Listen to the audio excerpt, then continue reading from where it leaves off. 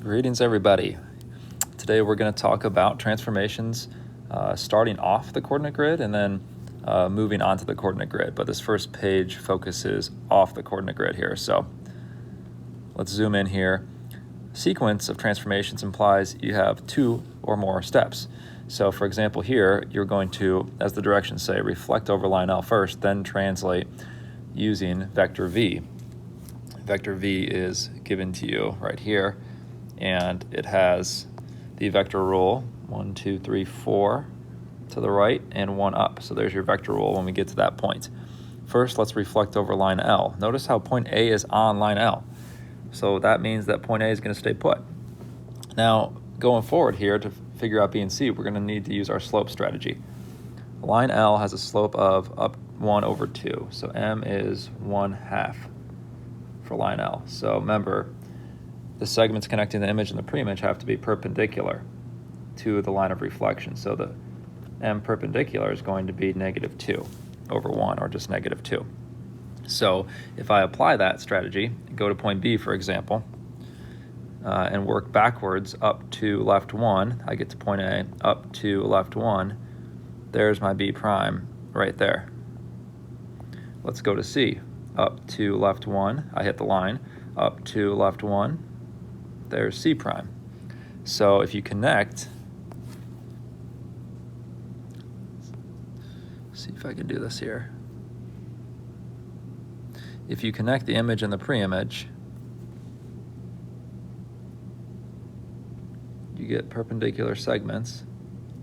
They're perpendicular to line L, and they're also, the slope of those segments also have a slope of -2, which is what I need according to this information right here. Now let's connect my figure. I'm going to connect B prime to A prime to C prime, and look at that, it's a perfect reflection. A perfect reflection. A prime, B prime, C prime is congruent to the original. Now I'm going to translate it over 4 and up 1. So I'm going to take each individual point. I'm going to go 1, 2, 3, 4, up 1. So there's A double prime right there. Now I'm going to go to B, over 1, 2, 3, 4, up 1. There's B prime right there. And C, 1, 2, 3, 4, up 1. There's C double prime right there. If I connect those, there's my final image. The yellow one is my final image. Notice how all of these transformations are rigid motions. Size and shape are preserved. All right, the next example here is a 180-degree rotation around point P, which is right here, and then a translation along vector V. So when we're off the coordinate plane, conducting rotations is a little bit more complicated. Some people like to think of the center of rotation as the origin, and when you think of it like that, you could apply the rotation rules that we learned about. And if you want to go that direction, you can. But there's other strategies too, kind of using rotational strategy and slope strategy. So I actually plotted the 3 points that would be the result of a 180-degree rotation. I want to explain how I got it. So let's go to A first. Notice that A, to get from A to the center of rotation, I'd have to go up 2 over 1, okay? Now keep in mind that 180 degrees is like a straight line, okay? So if I want to rotate 180 degrees, then the connection between the image and the pre-image needs to be a straight line, 180 degrees. So I'm going to go the same distance in the opposite direction to conduct this rotation. So from P, I'm going up to left 1 again, and there's A prime, okay? And if I was to connect A and A prime, they would go through P, the center of rotation, and it would be a straight line. Now let's go to B next. So here's B. To get from B to P, I'd have to go up 1, 2, 3 over 1. And so from P to B prime, up 1, 2, 3 over 1. Again, we have a straight line if we connect B to P to B prime, a straight line through P, okay? And lastly with C. This one's easier to see, no pun intended here. C is 1 to the left of P, C1 is 1 to the right of P. So if I connect them, they make a straight line through P, okay?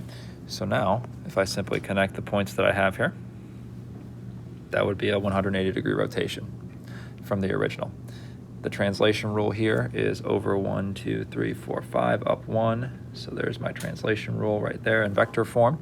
So I could conduct that translation 1, 2, 3, 4, 5, up 1. So there's C double prime. 2, 3, 4. There's B double prime. There's A double prime. And there's my final image. Let's take a look at number 4 on the first page here. I went ahead and already graphed the reflection over line L. You can see that in red. Now, the trickier part is doing that 90-degree rotation about point P. Okay, here's point P. I plotted in green the result of the 90-degree rotation from the red figure. Let's see how I got there. Again, 90 degrees, you have to think perpendicular slopes. Okay, so think opposite reciprocals. So let's start with point C prime, for example.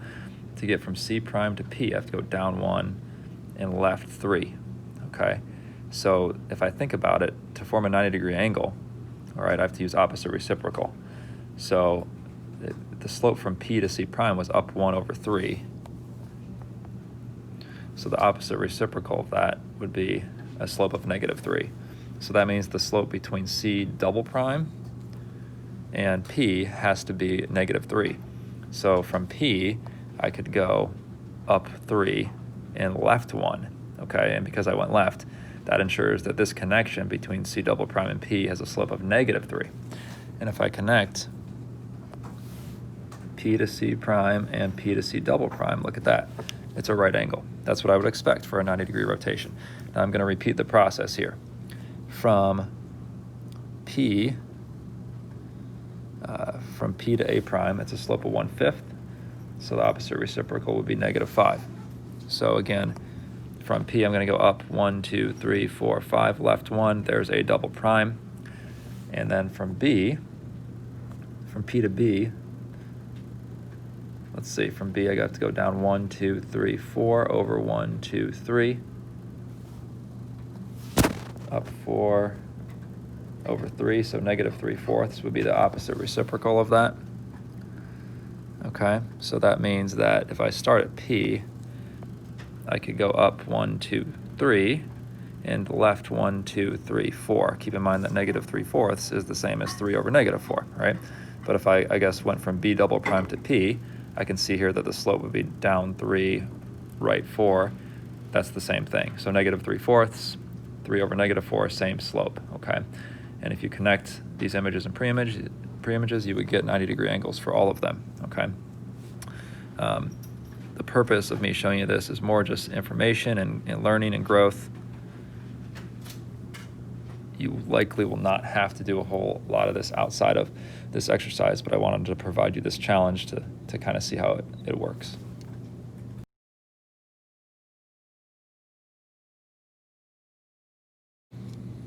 Okay, for the next one here, I skipped ahead a couple pages and I am on number 7. And I kind of already wrote out the original points for triangle ABC. I'm looking at this one to be clear. Okay, so here are my original points right there of this figure ABC, triangle ABC. I have a double rule here. The first one looks to be a dilation. The reason I know that is because X and Y have a coefficient in front of them. When you dilate a figure, the shapes will no longer be congruent. The original, the pre-image and the image will no longer be congruent. They may be similar, they may not be at all. When the coefficients are different, like this, 3 over 2 and -2, they won't be similar, okay? They won't be similar either. So the blue figure represents a dilation factor of 3 over 2 with the X and -2 with the Y. All you have to do is multiply the ordered pairs by those coefficients for the X and Y respectively. And if you do that, you get these results for these 3 points. For example, 2 times 3 over 2 is 3. 1 times -2 is -2. Okay, and you repeat that pattern. The second rule is a translation, just a shift. Now that is a rigid motion. That's why the blue and the red figure are congruent figures, because the translation is rigid. Subtract 5 from the X, add 4 to the Y. The result is these points right here, and the red figure is your final image in this case.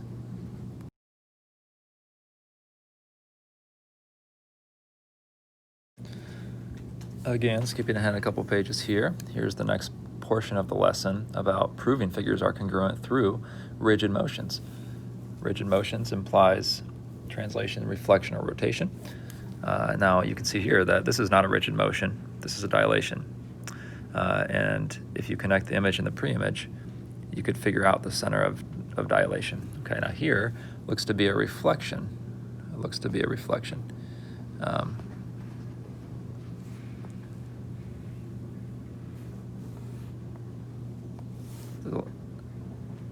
The line of rotation, or the line of reflection, is that red line right there, right through the middle, that provides that mirror image, the symmetrical notion here.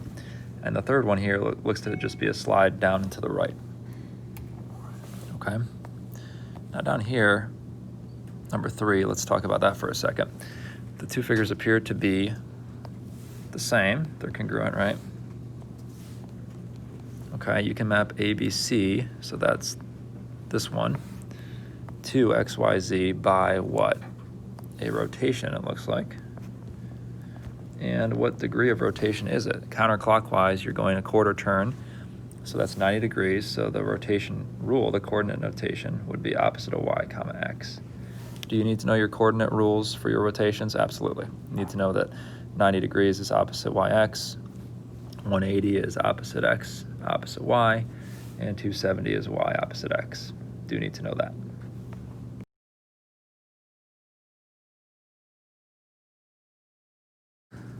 Skipping all the way to number 7 in this portion of the lesson, let's take a look at this one right here. How could I map JKLM, this one right here, to this one down here? Well, I'm going to need more than one step. I think the first best step you could do here is a reflection about the x-axis. If you do that, it'll position the shape appropriately so that you could just slide afterwards to get the shapes to match up exactly, which is what you're trying to do to prove they're congruent. So if I conduct this reflection about the x-axis, I go the same distance in the opposite direction from the line of reflection. So let's start mapping this out here. M is 1, 2, 3 above, so M prime is 1, 2, 3 below, so there's M prime. L is 1, 2, 3 above, so L prime is 1, 2, 3 below. All right, so if I connect these dots, here is my reflected polygon there.